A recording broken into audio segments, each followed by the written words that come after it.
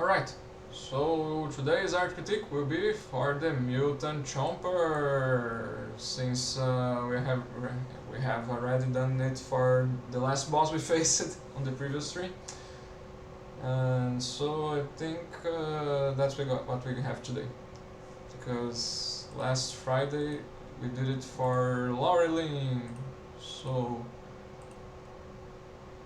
and let's see if next stream we find the boss and we can do it the art critique on them, but for now, anyway.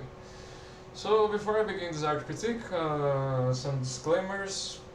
I'm gonna dive a little bit into game design, but I'm gonna focus more on the visual aspects here. I kinda have to dive a bit into game design, right, because this was made for a game. But this is not a game design discussion per se, it just has some elements of it. It could be something to add in a game design discussion, but anyway, yeah. And another thing that I wanted to say is that I'm gonna be following Feldman's method for this art critique, which involves 4 steps in order: the description, analysis, interpretation, and judgment. First, on the description, I'm just gonna describe what I see. On the analysis, I'm gonna talk about the elements of art for the Mutant Chomper. On the interpretation, I'm going to interpret the creative vision behind. And finally, on the judgment step, I'm going to make the call of successful or unsuccessful art for the Mutant Chomper, basing myself on the principles of art. So that's kind of the idea, and let us finally begin. So first things off, description. What do I see? Well, it's okay. If I were to describe it, just describe it, trying without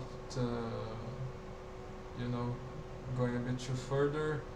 It's somewhat of an ugly thing, let's say. It's okay. No, let's not say something like that. It's a monster. Okay, but I think that's a better way to describe it. It's some sort of monster. It comes from the ground and has a very big mouth, a single eye and stuff. It seems to be either some sort of alien or should be some sort of mutation, right? The name also helps. The name and other stuff that we already know is going to matter a lot on the interpretation step. For the description, we just go really bare bones, really simple here, and yeah, I think that's mostly what I have to say for the description, without getting into the next part. Because stuff like the color and other things we could describe are elements of art, and I might as well leave for the analysis. And so yeah, big mouth, comes from the ground, some sort of it has some sort of, what's the name of this thing?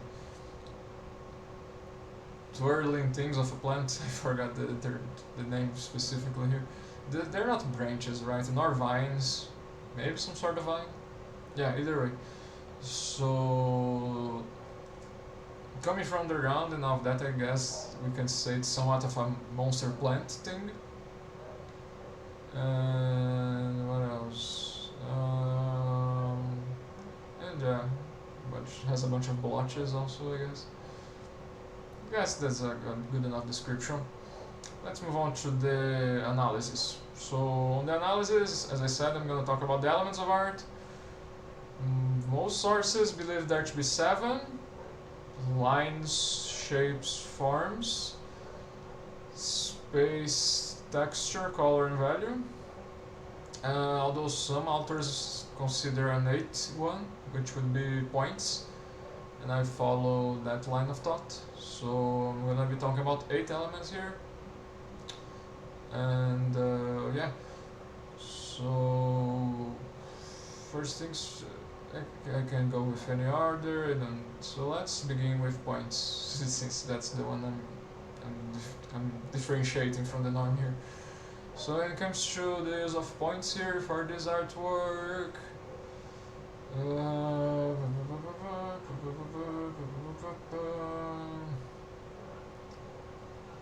it's basically on the blotches, right? Some of them are a bit smaller, and so we could call them points rather than shapes, let's say. Like over here I got like a small one, over here another one, kind of over here, so we have some points alongside the blotches. They are mostly pink, I would say, and it's mostly that, right? They don't have much else to talk about then, I guess. They're mostly near the blotches and stuff. So that's it for points. Let's talk about maybe I just saw maybe some here, like some red ones here. Now let's talk about lines. So what about the elements of the lines here? Let's see.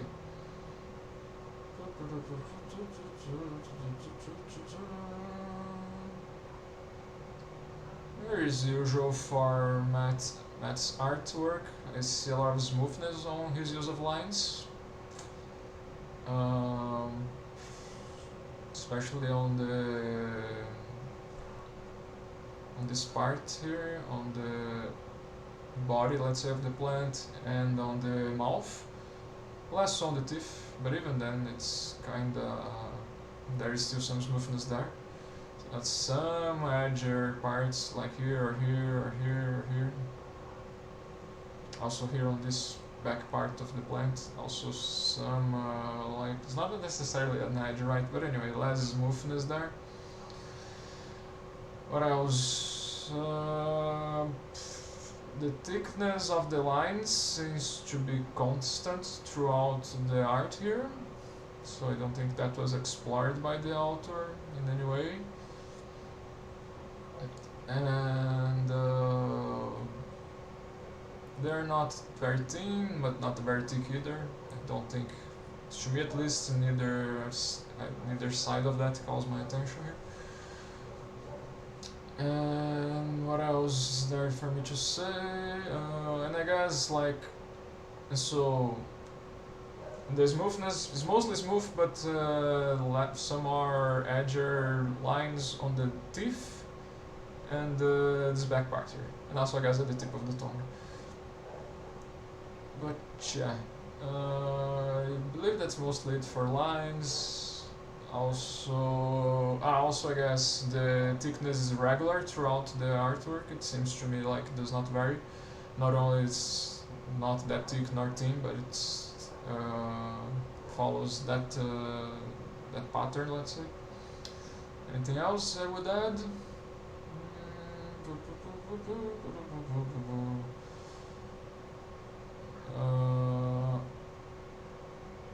I'm not sure if the details of this ground here has a.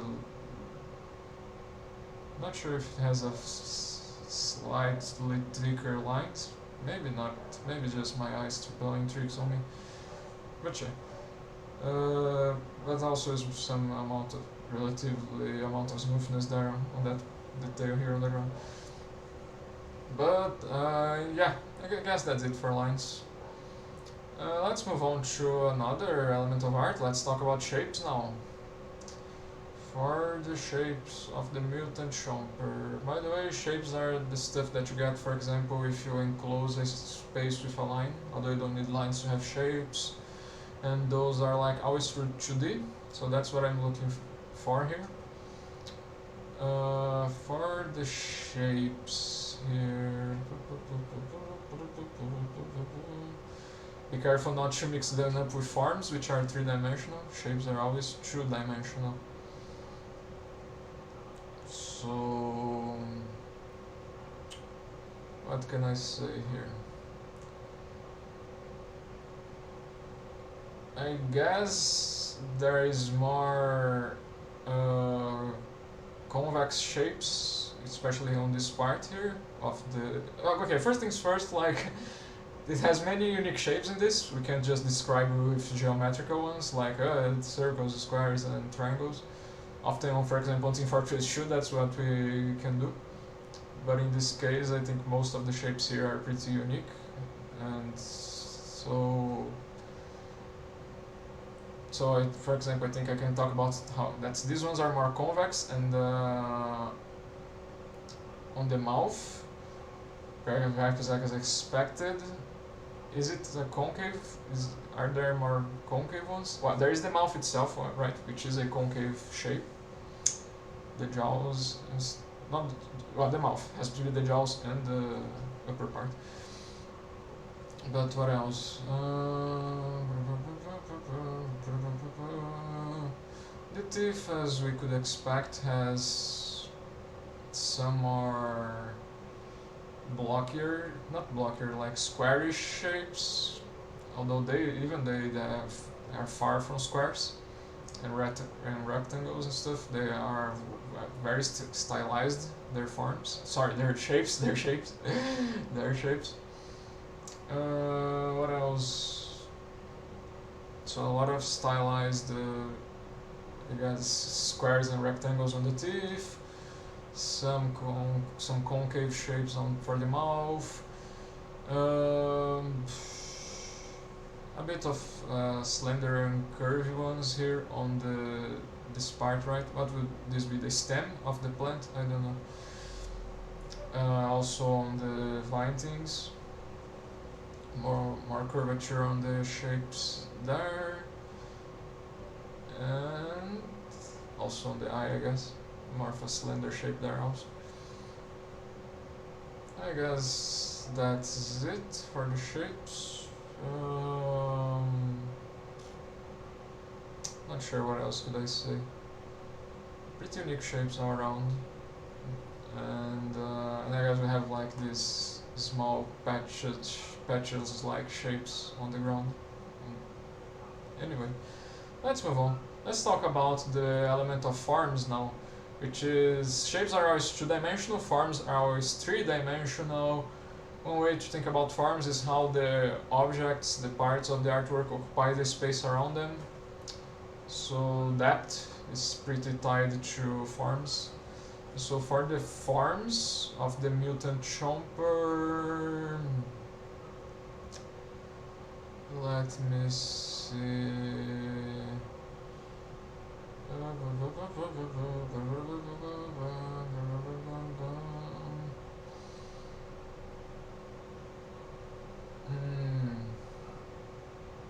Okay, so we have like these cylindrical forms, especially on the stem of the plant and the eye.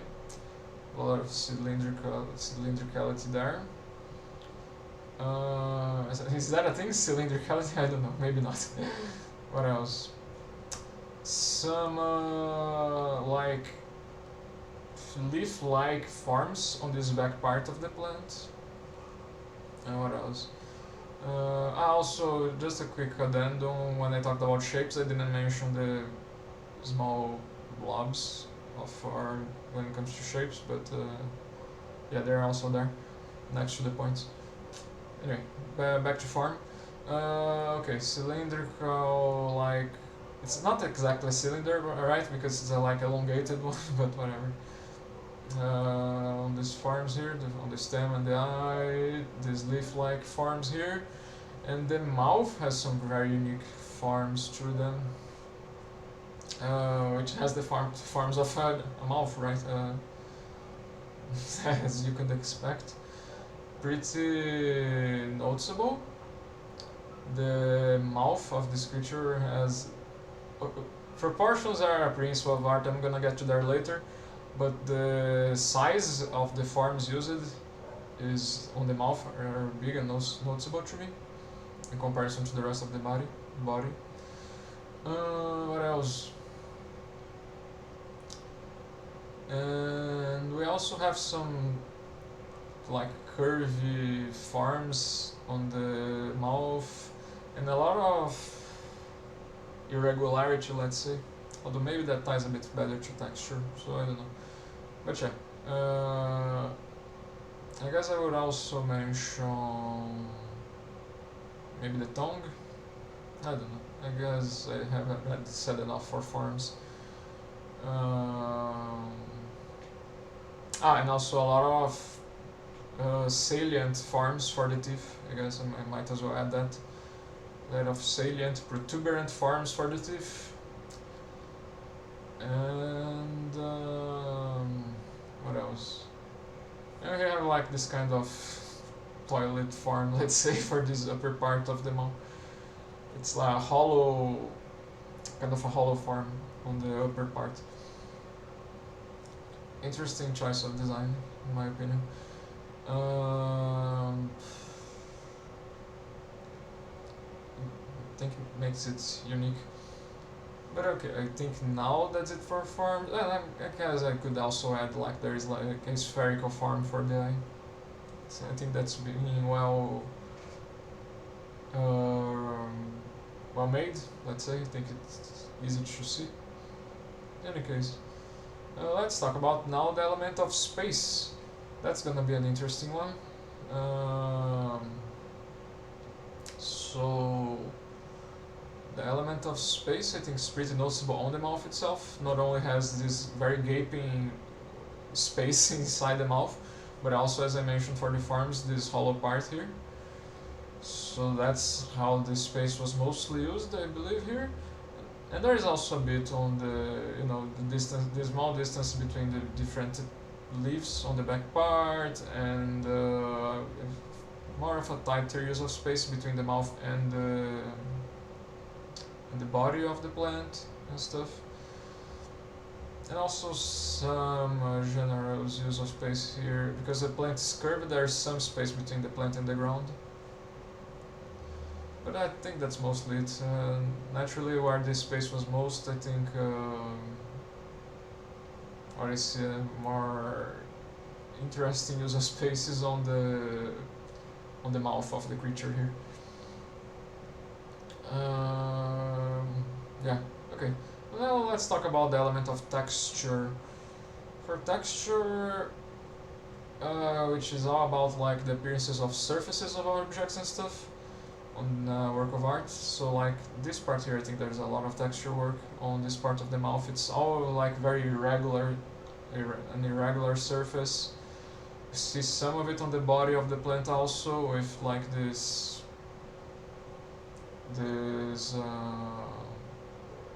rugged parts, let's say. It's not more like a tension part, I guess, curved part, this part here. What else? Also, the inner part of the mouth, of the jaw in this case, and we also can see some work of the textures on how it's laid about, although with help with the element of value. I'm gonna get to that, but basically it's all about light and darkness. What else for texture? Also, you see some of it on the. I see some of it on these leafy parts on the back of the Mutant Chomper, and some of it on the tongue also. More slim texture that accompanies the shapes of the tongue and forms, I guess. The shape and form of the tongue. Anything else for texture? Other than what I mentioned, the body of the plant itself seems to be somewhat smooth when it comes to textures. It has a smooth surface, so it kind of has a lack of textures there, kind of. Depends on how you look at it, I guess. What else? Like,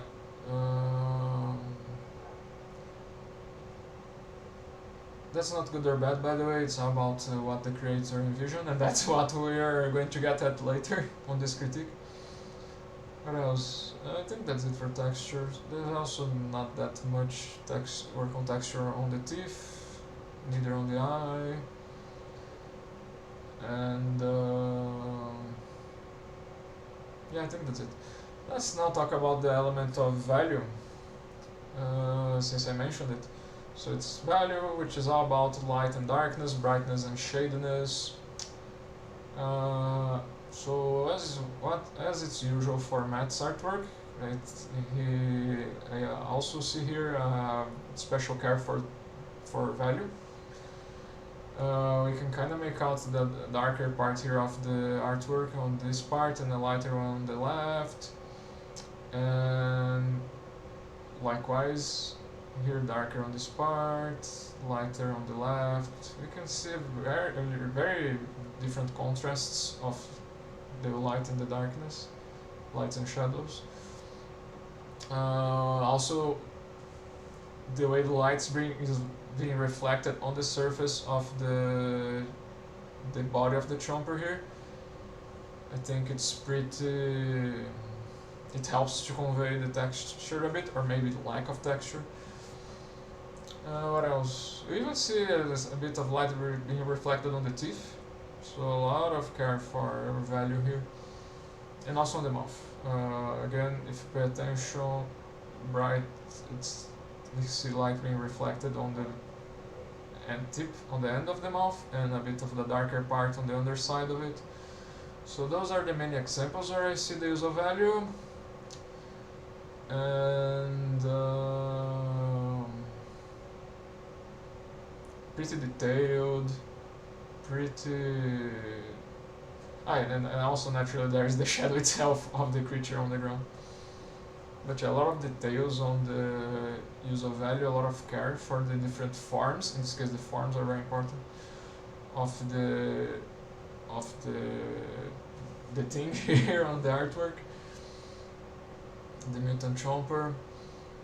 And anything else I would mention for the use of value here?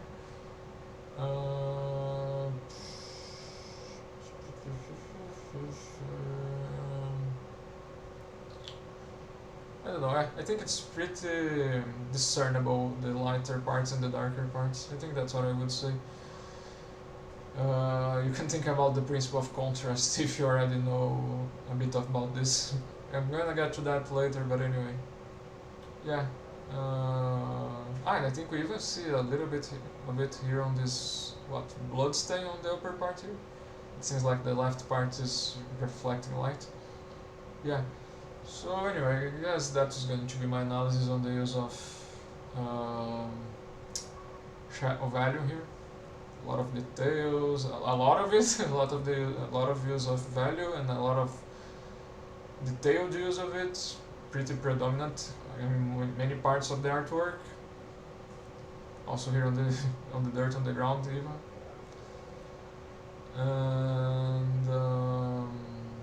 And also pretty discernible where are the shader parts and the brighter parts. I think that's it. I don't see the intensity of the brightness being that bright or the shadow being that dark, so I'm not sure if I would add something like mild intensity on the value. I don't know. I guess that's a good enough analysis. Now let's talk about the last element of art that I need to get into, the element of color. Or colors in this case. The most noticeable ones I think are the red, the pink, I think this is a shade of grey, or maybe a very light,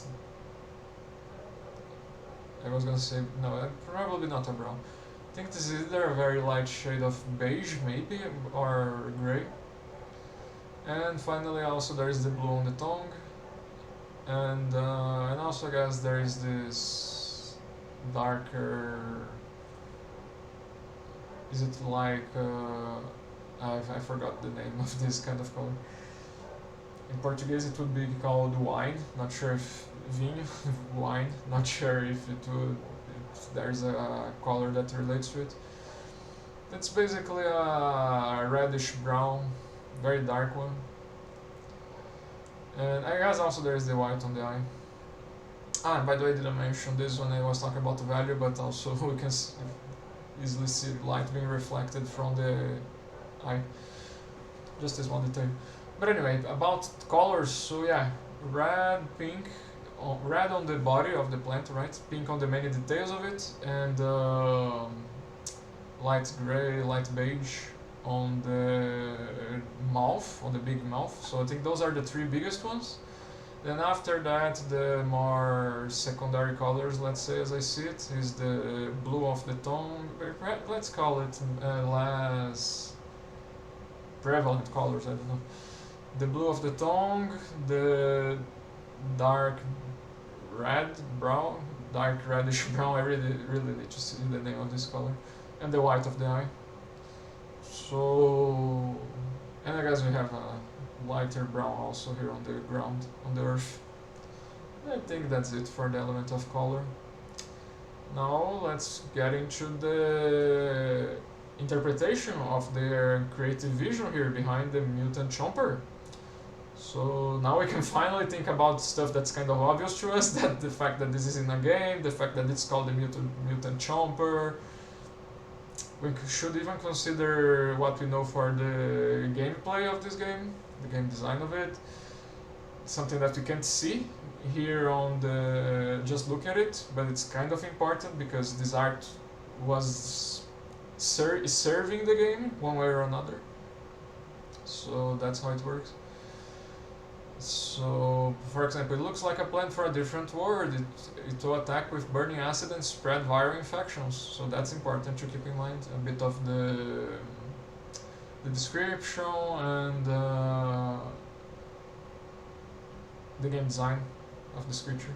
So with all that said, I think I might start with the obvious for the ideas for the creative vision.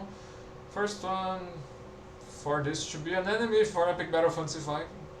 Alright, we got that out of the way.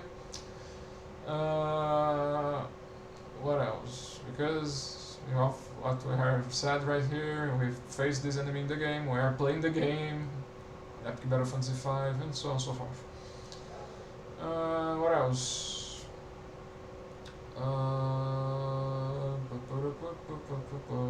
Okay, let's talk about the name and the other aspect in the game design of this creature itself.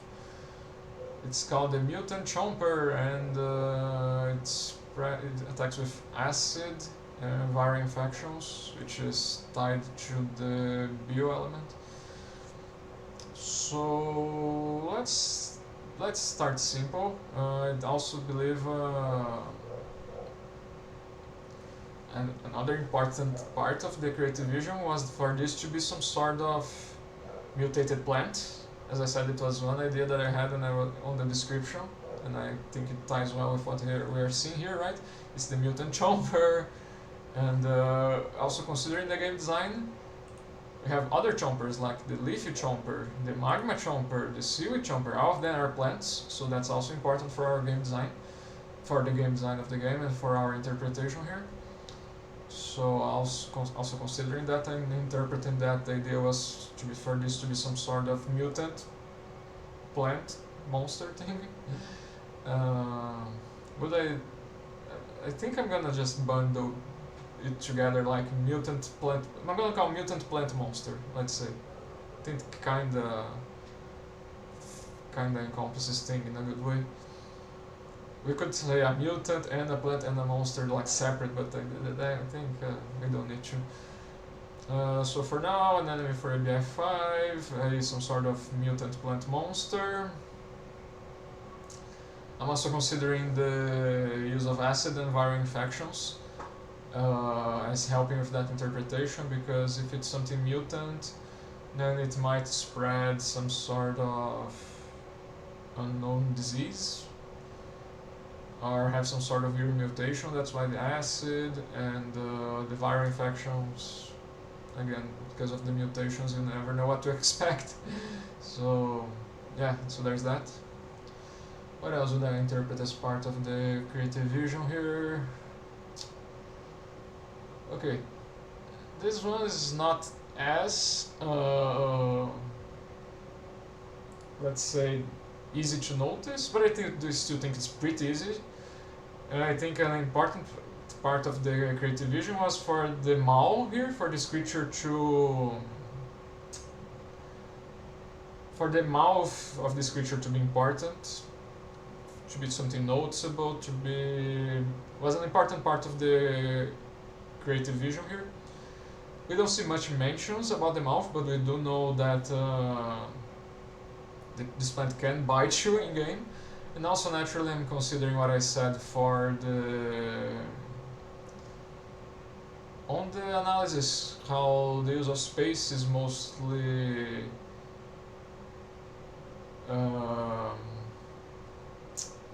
generous on the mouth, the sizes of the farms used on the mouth, what else?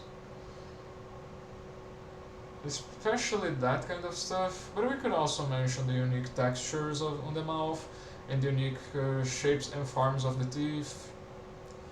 Also that's an interesting one, the use of color on the mouth, because the three most important colors to me was the red, the pink, the red of the body, the pink of the details, which, for example, the teeth, and the light gray or light beige of the mouth of the mutant Chomper, right? And the light beige is only on the mouth. Light gray, I don't know, probably a beige if I'm going to guess. So yeah, I think part of the creative vision was for the mouth to be iconic here, memorable and stuff, was an important part of it. What else? Anything else I would add to this to the creative vision here?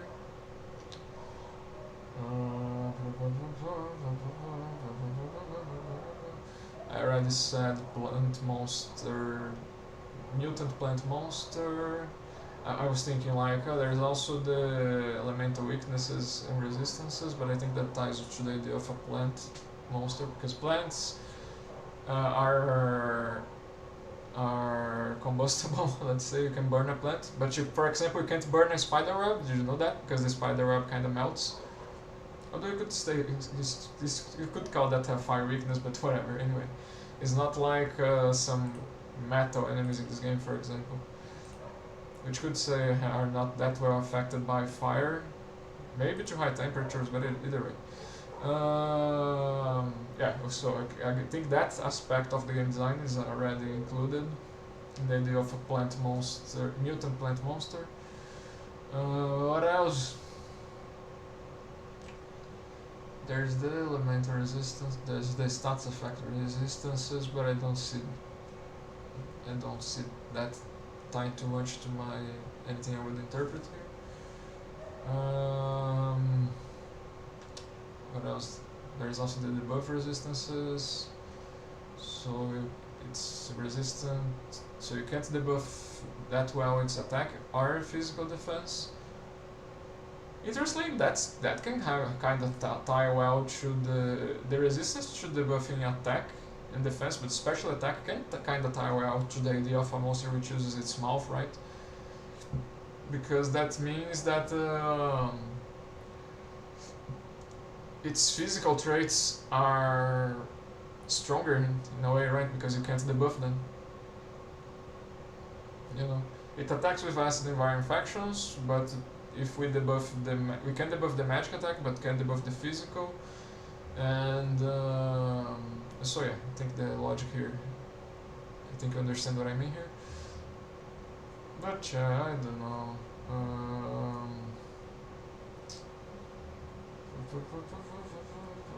Enemy for VF5, mutant plant monster, iconic for its mouth.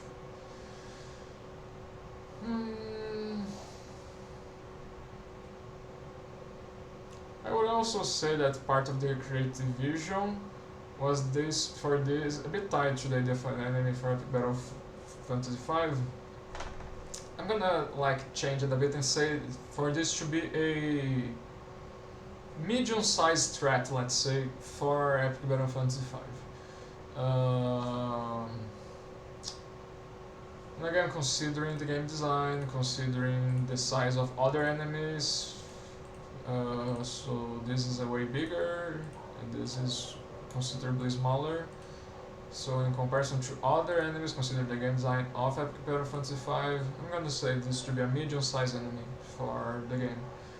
And I think in general, that's those three ideas with the change of the first one. So to recap, medium-sized threat enemy for medium-sized enemy for Epic Battle Fantasy 5, mutant plant monster, and one and the mouth being a point important here. Those three things I think are good enough here. Not sure I would add anything else to my interpretation of the creative vision here.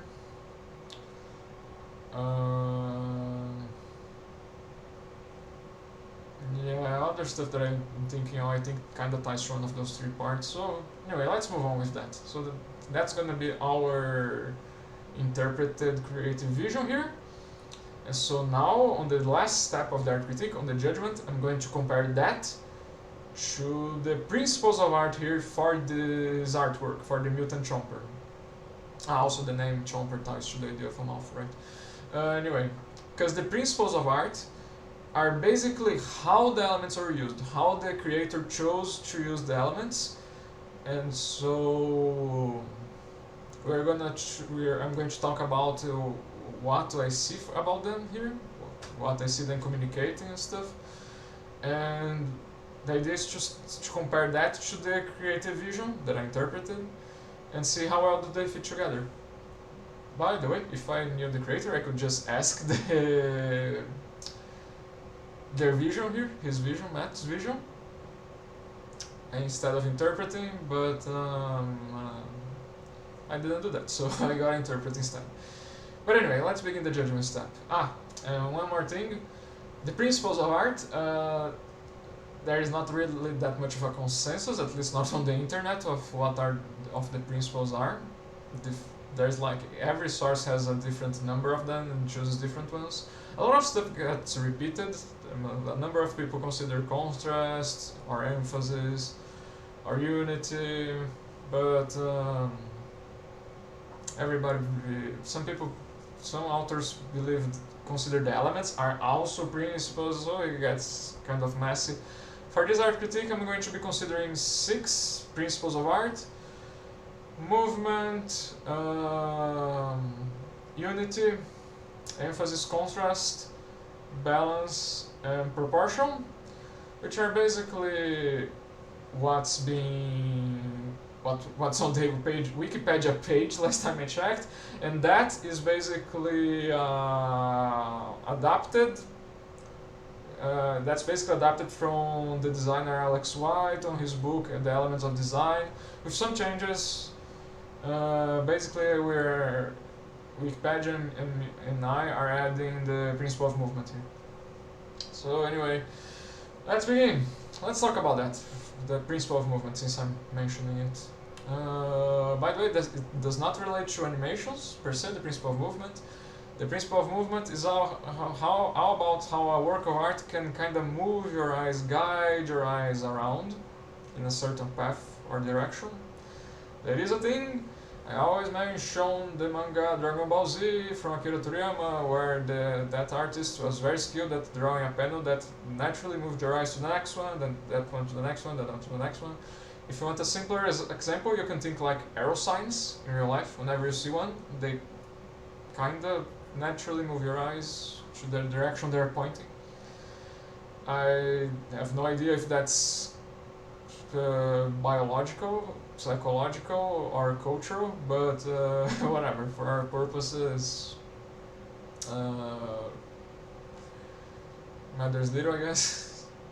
You can probably ask someone who studies Gestalt or something about that. But anyway, movement here. Do I see the principle of movement here somewhere? Let me see.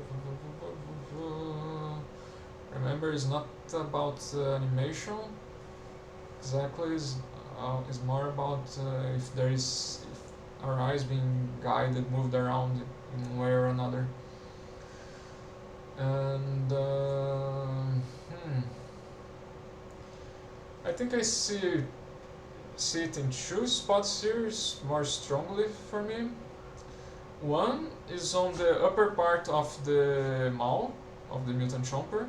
On this part here, to me it kinda moves my eyes in a sort of circle, slightly.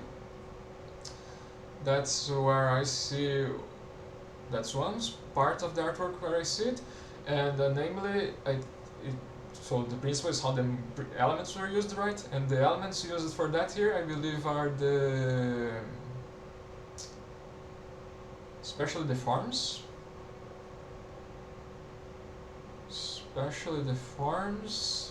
and maybe the value is helping a bit, but mostly the forms. And so that's one part where I see it, and another one is also a bit on the body of the plant. A little bit I see it accompanying the extent of it from the ground up. This time this one I see it accomplished through the element of shape, a form also, I guess, but in this case shape I think is also helping. This time value definitely, because of how like parallel the light being reflected is through the shapes and forms here. And what else? Mostly it's not sure if the blotches, points, and those shapes are helping a bit also with that. Not sure. I don't think that much, because there is like this part without any blotches, points or stuff, right? So I think the elements of points and shapes, the blotches are not helping that much. Mostly that. And also a bit of texture here, I just realized, on this like curved part, I think also helps a bit. Yeah, so that's where I see the principle of movement. So, does any of that tie to the idea of making an enemy for ABF5? A medium size enemy for ABF5? Don't think so, right? In any way. As far as the principle of movement here goes,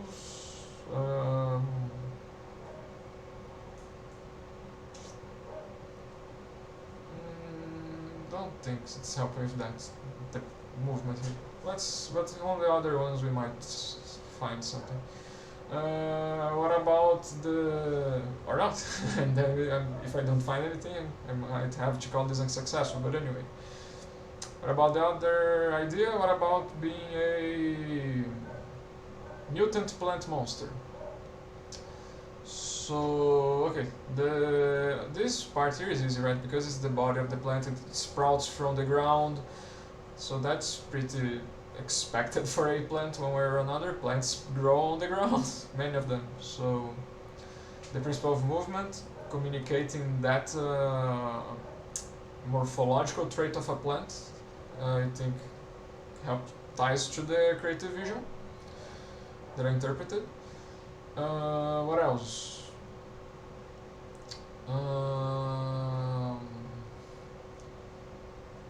There's also the idea of a mutant and a monster, but I don't see. Okay. Maybe the principle of movement here also, because this is a pretty unique form, right? It's kind of a hollow thing, and so I guess I would. Maybe also the element of space is helping with that. I just realized. So the principle of movement here. Maybe or maybe not. I don't know.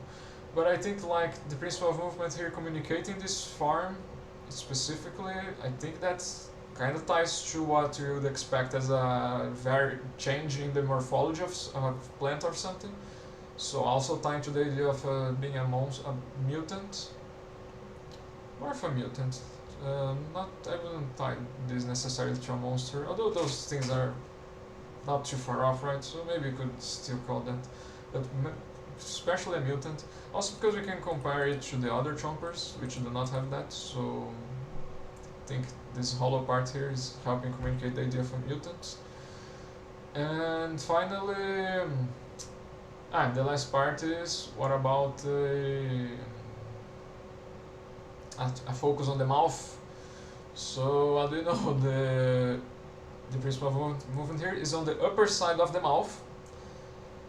So helps us helps me at least here, the critic, as I see it,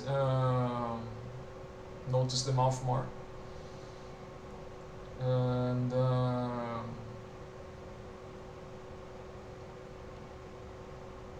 because it's a part of the mouth, I think like a bit. It's not the whole mouth, right? But since it's so close to it, I think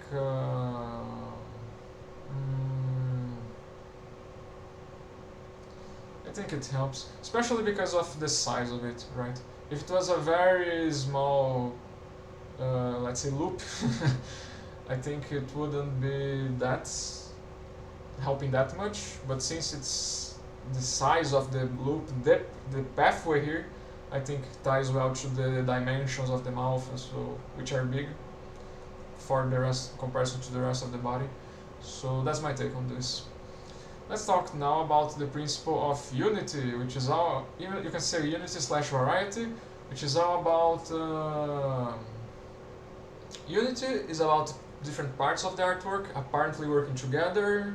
There are many ways to accomplish that: continuity, proximity, patterns, repetitions, rhythms.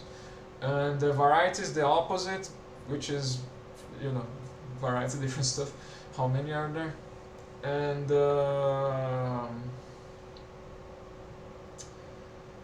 so yeah, that's the idea. So how is unity and variety applied here on this work of art? Well, we see easy stuff, right? We see continuity on the use of red on the body of the Chomper, and on the use of that beige slash light gray on the mouth, so tying those things together.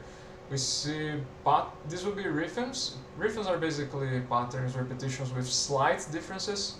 So we see like the many teeth, and they're not like a pattern because they're not uniform, but they have slight differences. So that's like a rhythm, and also there's repetition of the pink on all of the teeth. So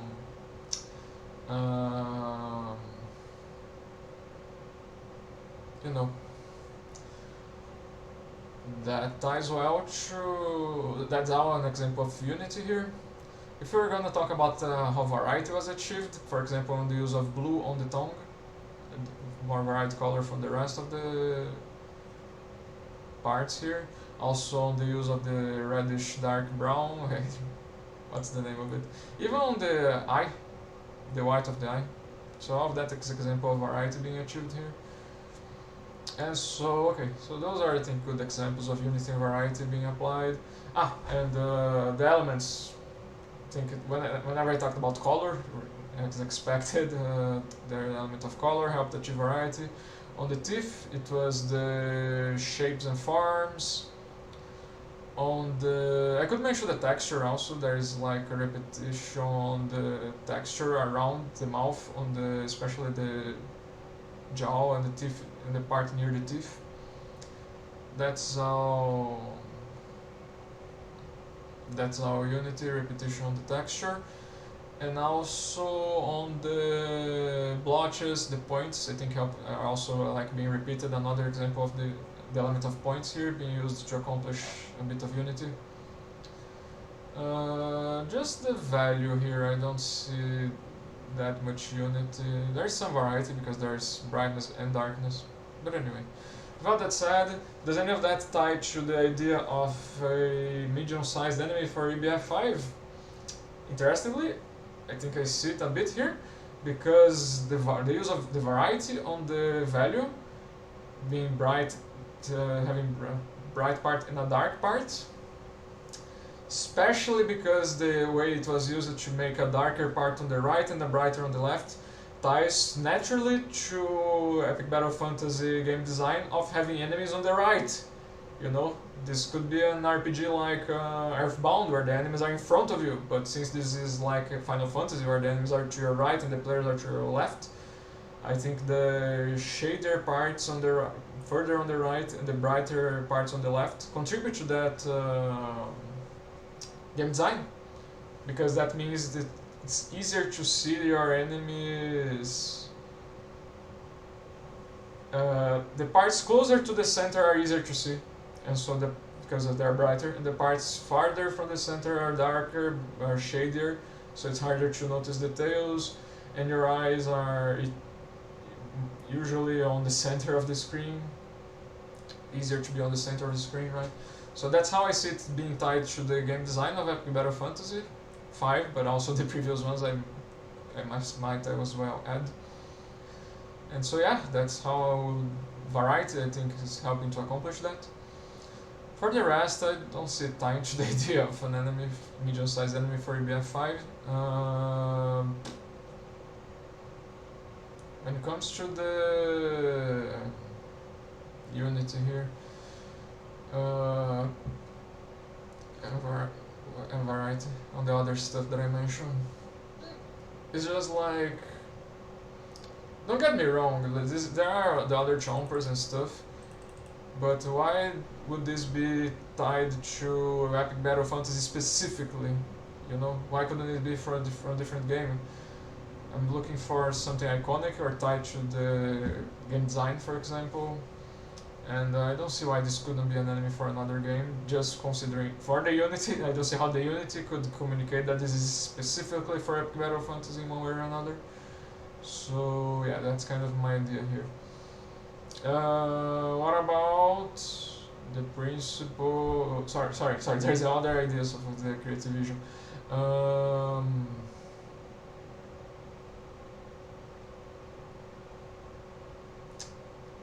How about mutant plant monster? Mutant plant monster. So the repetition on the blotches, on the elements of points and shapes on the bigger ones, I see that as communicating this sort of mutated or perhaps radiated entity thing. Also the use of variety on this back part here, it appears to me to be some weird mutation of the color of the leaves of this plant. I think that also helps. Variety also naturally on the tongue, which is blue, which is very weird, right? Appears, I would tie that to being something that mutated. And mostly that. Perhaps we could also mention the Unity on the teeth, because these teeth look very human for something that otherwise has the morphology of a plant, which does not have human features on the rest. So that also we could, I at least tie to mutations and to that principle of Unity here. And what else? And we could also mention the continuity on the color red. Not sure. Not sure. The fact that it's red, it kind of does not tie to plants well, right? But I think the blotches and stuff tie well to being something mutated. So yeah, okay. I was thinking something like that because many plants have like a continuity in their color. You know, they're not like a rainbow plant thing. So I don't know if that could also tie to the idea of a plant. But in any case, the other stuff I think tie well to the idea of being something mutant, and maybe we have also that continuity tying a bit to the idea of a plant. I guess the repetition on these shapes of the leaves we could tie to the ideas of a plant also. And also I guess human teeth could tie very well to being a monster, not just mutated. But anyway.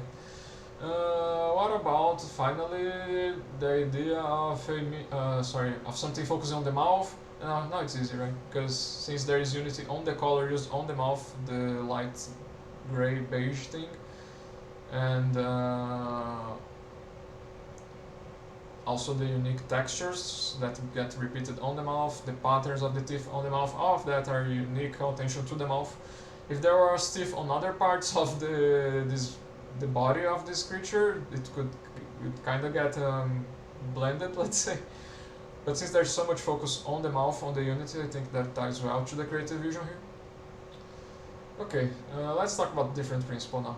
Let's now talk about the principle of contrast, which is about the differences in the artwork here, of parts of the artwork. So for contrast, we could mention many small sources of points of contrast, let's say, because being different colors, the teeth and the mouth itself, it has some contrast there. Whenever there's juxtaposition of colors, we have some contrast. We have juxtaposition of the textures of the more irregular, rugged textures of the mouth and jaws, and the teeth itself, which is more of a smoother texture. Of that has contrast, the contrast of the shapes of the blotches, the pink and the red. Those are many sources of contrast. But to me, I think the greatest one is on the mouth, the forms of the mouth in comparison to the body. The body is more slender, the mouth is a very big and robust thing. So that's where I see the greatest contrast here. Although, very easy to find contrast, right, in this artwork. So with all that said, does any of that tie to the idea of a medium-sized enemy for a Battle Fantasy 5? If we were doing an art critique of like a fight, where I could have the Chomper right next to another enemy, we could have the contrast in size between them. But since that's not how I chose to do this art critique, I chose to do art critique excluding this enemy from the rest of the game, which I think you can kinda do, but you gotta be very careful, especially with the interpretation, right? You gotta always remember that this art is serving the gameplay, one way or another. But anyway, but with all that said, also end of stream time, I hope I don't take too long. So, medium-sized enemy for Epic Battle Fantasy 5, contrast. Actually, I just realized, remember what I said for value? Well, guys, I should also talk about the contrast between the light and darkness, right? For example, on the mouth, we can kind of see like the brightness on the left and shadiness on the right. So that also adds some contrast to it, even if it's not perfectly juxtaposed always. Because, for example, here on the stem of the plant, the body, like this part here is reflecting light, and there is some space between that and the shadow underneath. But still, it's not too far off. I think it gives enough contrast. And same thing for what I said for Unity, I think, or rather variety, right? The contrast there ties to where the enemy is when you fight it. It's on the right, brightness on the left makes it, that stuff that I said. By the way, don't be surprised if different principles of art often like influence each other. The same thing goes for more than one principle. That's pretty common. Anyway, so that's how I see contrast on the value helping with the game design. But other than that, doing the critique like I'm doing, I don't think I can see it that much. Not even on the earth here, because if we could like scale this up to size, right, or something. I don't know. Well, I don't know if that's a good argument, but anyway.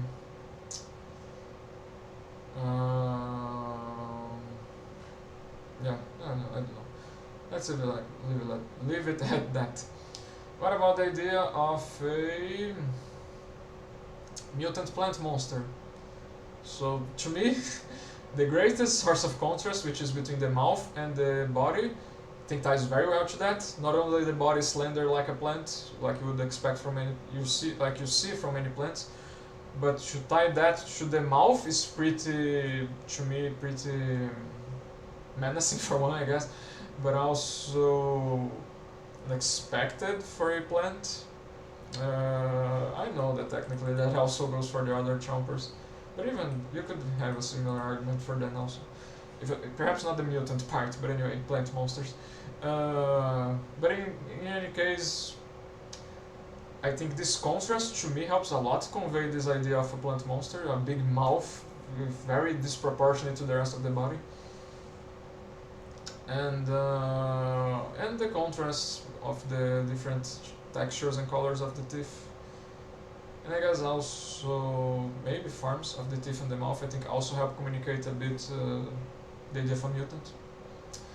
And finally, what about focus on the mouth? Okay, so here again, again the strongest source of contrast to me is between the mouth and the body, and so the whole mouth and the whole body, and so naturally that makes it easier to focus on them, to notice the mouth and the body, and yeah, and so then the mouth, yeah. We might as well talk now about the principle of emphasis, because it's easy for contrast to help out with emphasis and stuff. And in this case, I think it's helping a bit, the contrast between the body and the mouth. In this case, the elements of color, shapes, forms, and texture even, mostly those. But for emphasis, to me the emphasis is again on the mouth, but this time I think mostly due to the teeth. I think especially the teeth are the part of the plant where I see the most emphasis. And which you could also touch the contrast between their color and the mouth, right? But anyway, yeah, to me the emphasis is mostly on the teeth. By the way, you can talk about you can say emphasis slash hierarchy slash dominance. It's a principle that's all about there being some sort of dominant part of the artwork, some part that keeps your eyes there. If the principle of movement is about moving your eyes, the principle of emphasis is about keeping them somewhere, or hierarchy or dominance, whatever. So the biggest one is on the mouth, on the teeth to me, as I said. And if there would be a second one on hierarchy, let's say, I would consider the intersection here between the mouth and the body. I think that's another point of emphasis to me. In this case, accomplished especially through the shapes. And shapes, space, I think also helps how it's positioned. So that's how I see emphasis. And on the teeth, the emphasis is accomplished through the elements of color, pink in contrast with the light gray beige thing. I think it's a gray, I don't know. Pink and shapes and forms also of the teeth, which are unique. And mostly it. Yeah, anyway. So, does any of that tie to the idea of a medium-sized enemy for epic Battle Fantasy V?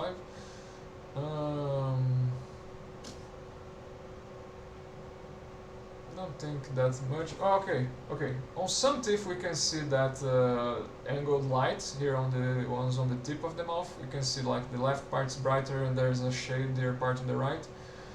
So it helps a little bit with that whole idea of shadows in the game design of Epic Battle Fantasy. But about being a medium-sized enemy, I don't know. Again,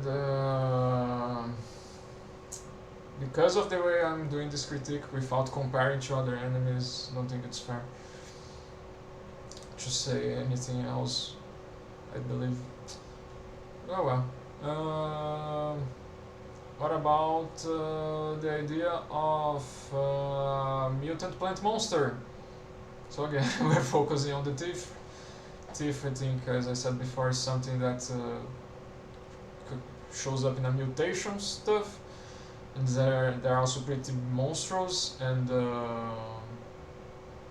big in comparison to the body. I always say in comparison to the body because that's why I can say... That's why I don't think I can say medium-sized enemy yet, medium-sized, because I always compare to the body of this creature. So since the mouth I see as being big in comparison to the body, I think I can say stuff like, oh, it looks monstrous, but I don't think I can say stuff like medium-sized enemy for the game. Anyway, but yeah, the emphasis on the teeth I think helps with that, to convey something monstrous and mutant and all that stuff. Less of a plant, right? Even on the second part here where I see hierarchy, this like intersection thing, it's like, okay, like it it appears to be tied. It appears to tie well to the rest of the body of the plant, right? But in it by itself, I don't see that much as plant-like, nor not plant-like. Let's say, you know. But yeah, mostly about being a mutant and monstrous, less so of a plant here. And finally, what about the idea of focusing on the mouth? Again, if we're of not focusing of the mouth being important for the vision. Well, if the teeth are this where our eyes are being kept, right? If that's where I see focus, then naturally ties very well to the mouth, to the importance of it, because the mouth is where the teeth are. So you know. And now let's talk about the principle of proportion. I don't know, since I talked so much about size and stuff. So proportion is all about different sizes of on the artwork of parts of objects in it, and how do they compare to each other. And so for the proportions here, the mouth I see as the biggest one by far. After that we have stuff like the tongue. As I see it, stuff like the tongue, the bunch of leaves at the back part, and the eye, including this part here. And after that, I guess also I would kind of bundle together the tongue, the body of the plant, the leaves, the eye, the intersection part. Of that are kind of have similar proportions. And finally, after that, we have the teeth. The details, right? Basically, the teeth, the I don't know, balls thing on the leaves, the earth, and I guess if I would go even further, the blotches on the body, I guess, would be like the smallest proportion ever for me. So I'm kind of dividing I'm kind of broad stroking, you know, because technically this is unfair. Technically this isn't perfect, you know, because this small teeth here clearly has smaller proportions than this bigger one. So you know, but I'm not gonna measure every single part of the art here. I'm kind of broad stroking. To do that, I'm kind of using these 4 size categories. Let's say for me it's the mouth. After that, tongue, bunch of leaves, the body, the intersection, the eye stuff, and after that the teeth and the pink balls, and after that the blotches of on the body, pink blotches. So does any of that tie to the idea of a medium-sized enemy for epic battle fantasy?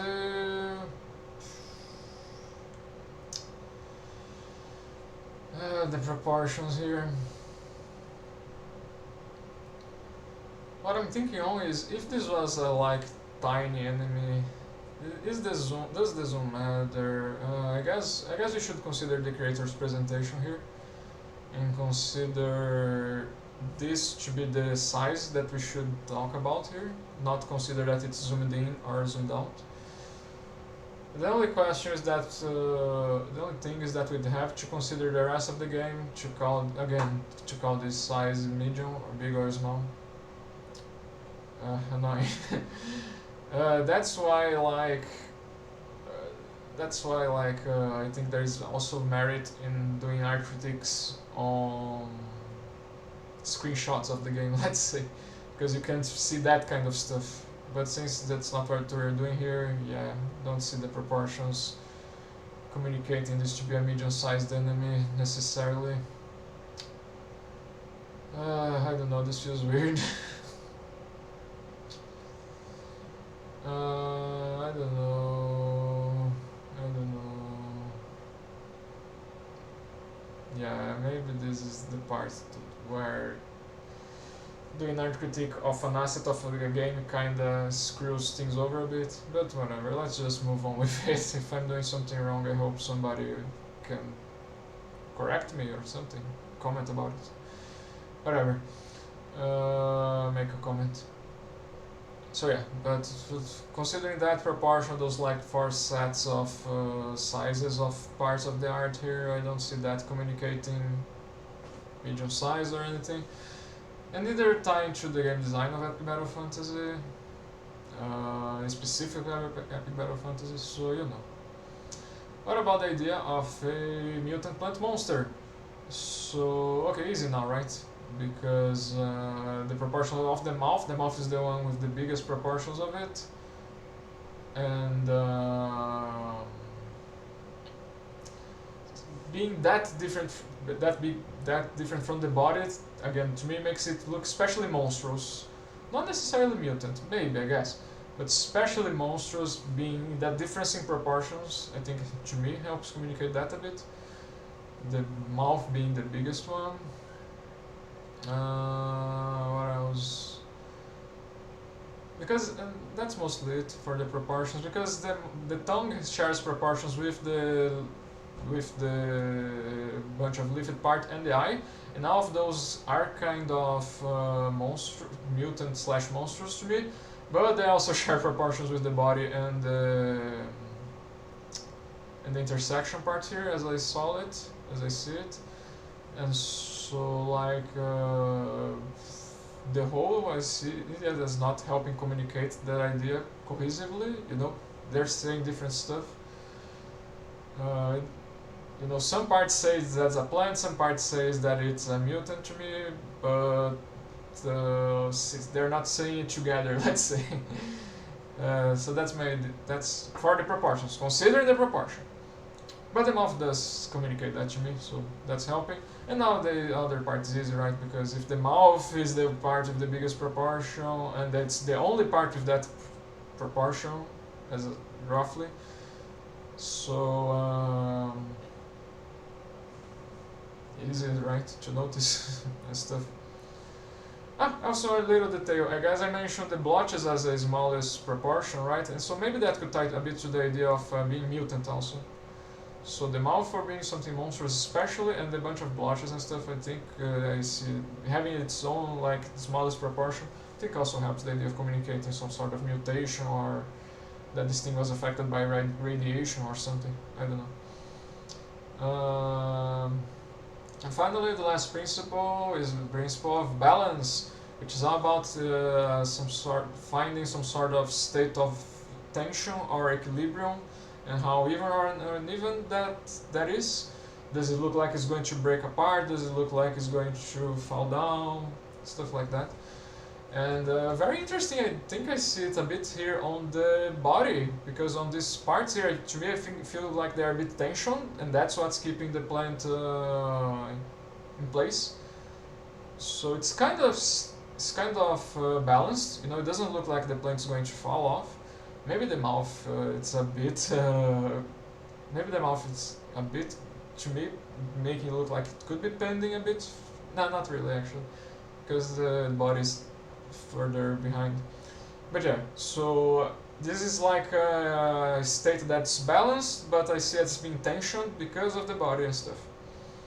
And so yeah, mostly because of the element of texture, especially texture, and I guess value is helping a bit to communicate that also, but especially the element of texture here. So, does any of that tie to the idea of a medium-sized enemy for Battle Fantasy 5? I don't think that's like very common or uncommon for enemies of Battle Fantasy to be balanced or unbalanced or tension. We have stuff like the slime, which is, you know, pretty balanced stuff, but we also have stuff like the, the Drago, which is basically hanging, so, I don't know, would you call this balanced? I mean, maybe, but in any case, I don't think that I could type that to the game design of Epic Battle Fantasy 5. And what about the idea of a mutant plant monster? This ties, I guess, to the idea of a plant, because I think some plants kinda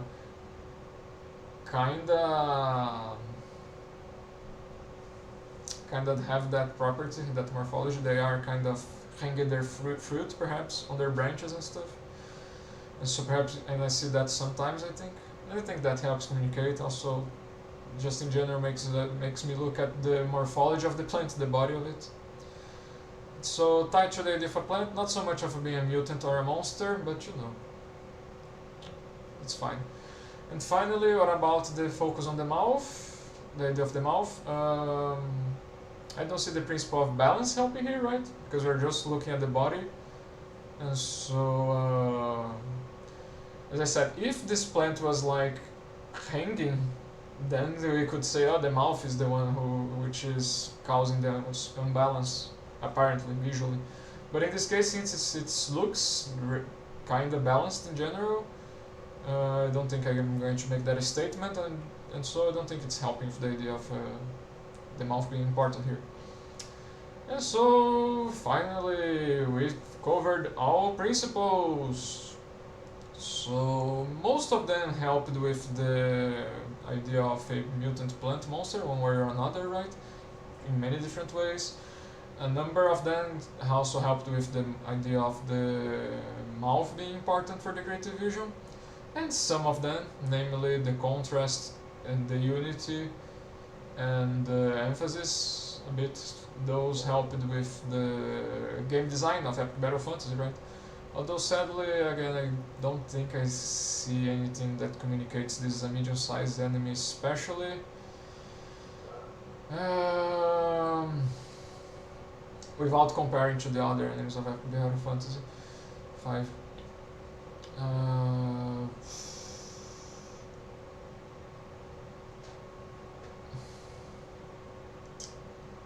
I don't know. Maybe I'm wrong here. Maybe we should just consider the proportions of it as just the size in general, right? Instead of comparing the proportions of different parts, if we would just talk about the proportion of the art as a whole, maybe we could say that it's also a medium-sized enemy, because I mentioned that it's tied to the game design, but didn't mention anything about being a medium-sized enemy, right? So, yeah, maybe. I don't know, honestly. Maybe a different art critic could elaborate on that, have a good opinion on it. But in any case, I think that matters little, because in general, things were working, right? We're working together for the creative vision, so it's only fair for me to consider this a successful work of art. Congrats, Matt. I think you pulled off your enemy here. Especially if that idea of being a mutant plant monster and with the focus on the mall, if that indeed was your creative vision, if I interpreted correctly here. And naturally the idea of, and also some stuff for the game design of your game, right? And yeah, the only thing was the idea of a medium-sized enemy, but again, maybe it's just about placing it in the middle of the game, right? And that fixes it, I don't know. So that was it for today's art critique. Join me next time for more. See you then. Bye.